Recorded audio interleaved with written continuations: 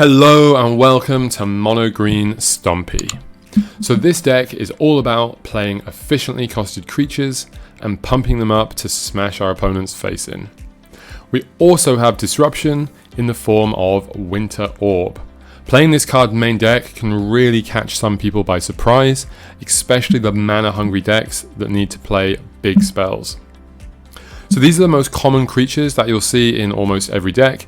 As you can see, they're very efficiently costed for their stats. We also see these fairly often as well as just some extra utility and another body in the case of Harvest Worm. So these are our acceleration creatures and they work especially well together. Llanowar Elves and Quirion Ranger can generate a ton of mana and of course help us under a Winter Orb.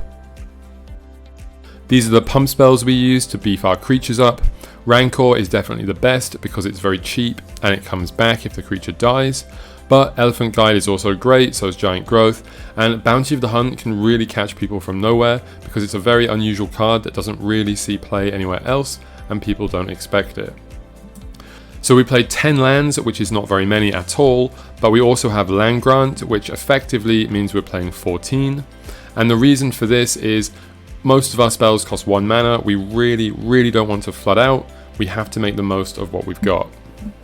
So you might also see Pouncing Jaguar in a few lists. Also, I've seen lists that run slightly more lands and play Tangle Wire and things like Might of Oaks just to really play that lockdown game or to get the game finished. In the sideboard we have Naturalize and Tormod's Crypt, which are fairly obvious.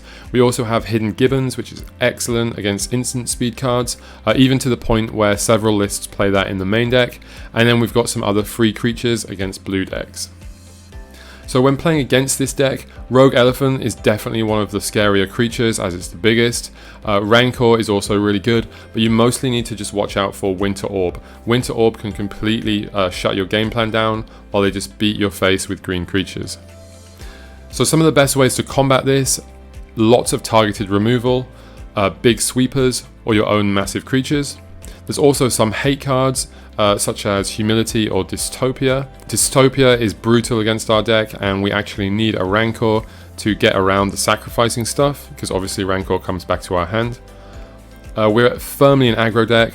Our game plan is just to beat down as fast as possible against everyone while trying to slow them down with our disruption, such as Winter Orb, that doesn't really affect us too much. The strengths of this deck: it's very cheap, it's very straightforward.